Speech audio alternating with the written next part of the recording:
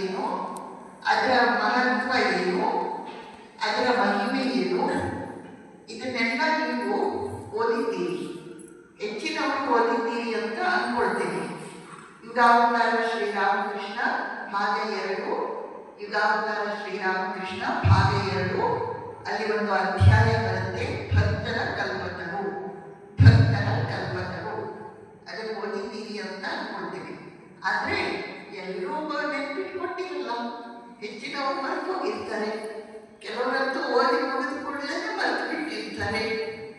ಅದರಿಂದ ಇನ್ನೊಂದ್ಸಲ ಹೇಳಿದ್ರೆ ಏನು ನಷ್ಟ ಇಲ್ಲ ಅಂತ ಅನ್ಕೊಳ್ತೇವೆ.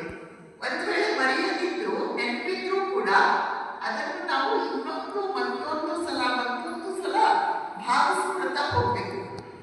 ನಾವು ರಾಮಕೃಷ್ಣರ ಜೀವನಕ್ಕೆ ಸಂಬಂಧಪಟ್ಟಂತಹ ಘಟನೆಗಳನ್ನು ನಮ್ಮ ಕಣ್ಮುಂದೆ ನಡೀತಾ ಇದೆ, ನಾವು ಕಣ್ಮುಂದೆ ಒಂದು ದೃಶ್ಯವನ್ನು, ನಾಟಕವನ್ನು ನೋಡ್ತಾ ಇದ್ದೇವೆ ಎಂಬ ಭಾವನೆಯಿಂದ ಕೂಡಿ ಇಮ್ಯಾಜಿನ್ ಮಾಡ್ಕೊಳ್ತಾ ಹೋಗ್ಬೇಕು. ಆಗ ನಮ್ಮಲ್ಲಿ ಭಾವ ಜಾಗೃತ ಆಗುತ್ತೆ. ಭಾವ ಜಾಗೃತ ಆದರೆ ಮಾತ್ರ ಆಧ್ಯಾತ್ಮಿಕವಾಗಿ ನಮಗೆ ಲಾಭ ಆಗುತ್ತೆ.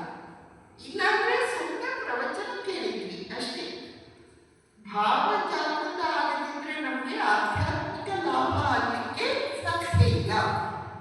ಭಾವ ಜಾಗೃತ ಆಗಬೇಕಾದ್ರೆ ನಾವು ಏನ್ ಮಾಡಬೇಕು? ನಾವು ಏನೇನು ಕೇಳ್ತೀವೋ, ಏನೇನು ಓದ್ತೀವೋ ಅದನ್ನೆಲ್ಲ ಕಣ್ಮುಂದೆ ದೃಶ್ಯ ನಡೀತಾ ಇದೆ. ಕಣ್ಮುಂದೆ ಚಲನಚಿತ್ರ